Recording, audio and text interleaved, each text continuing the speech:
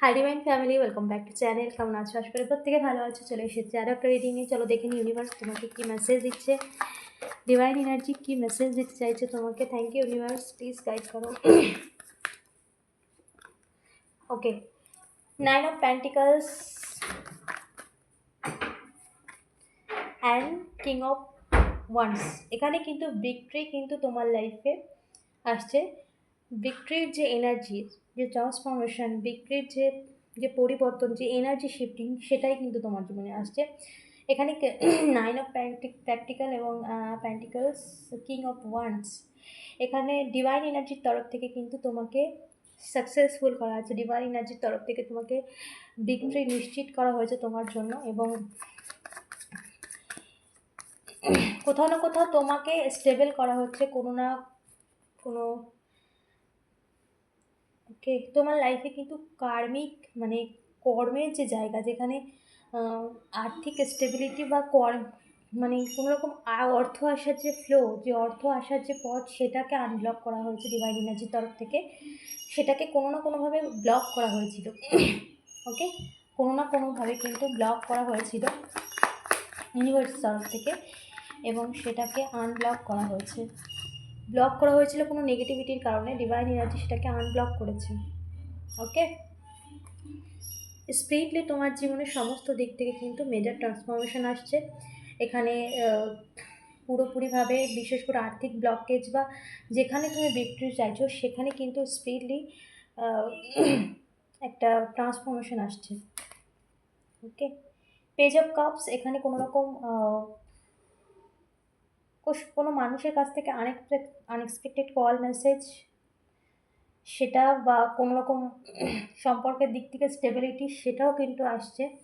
কারণ এখানে divine energy কিন্তু পুরোপুরিভাবে ভিক্টরি নিশ্চিত করেছে তোমার জন্য। ওকে, ওকে, yes, king of cups.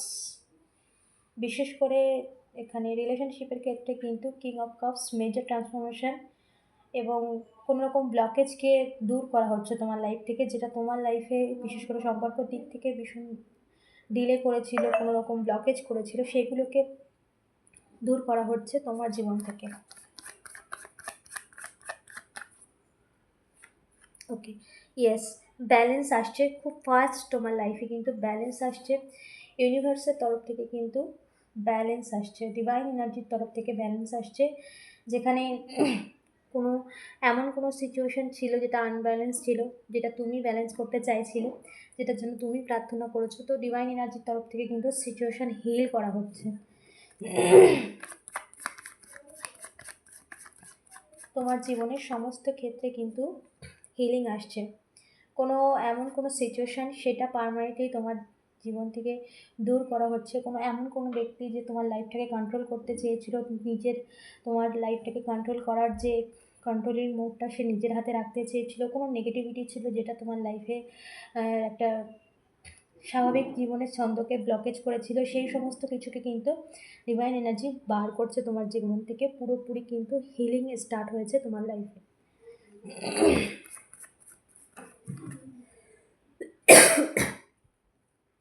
Sorry,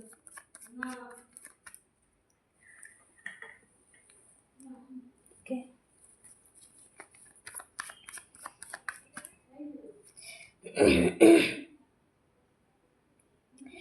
এখানে তোমাকে কিন্তু পজিটিভ থাকতে বলা হচ্ছে, এবং তার সাথে সাথে ইউনিভার্সের যে ব্লেসিংস তোমার জন্য আসছে, তার জন্য নিজেকে ওপেন রাখতে বলা হচ্ছে। নিজের পজিটিভিটিকে নিজের মধ্যে রাখতে বলা হচ্ছে, নেগেটিভিটিকে মুভ করতে বলা হচ্ছে, এবং তার সাথে সাথে তোমার জীবনের যে অপরচুনিটি আসছে, সেগুলোর দিকেও কিন্তু তোমাকে পজিটিভলি এগিয়ে যেতে বলা হচ্ছে। বা কোনো এমন কিছু অফার্স বা এমন কোনো কিছু ভালো কিছু আসছে, যেটা তুমি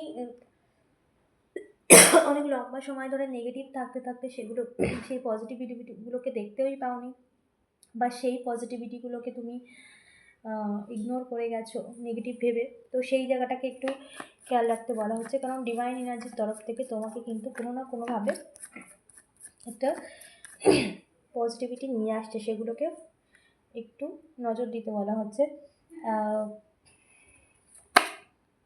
ওকে,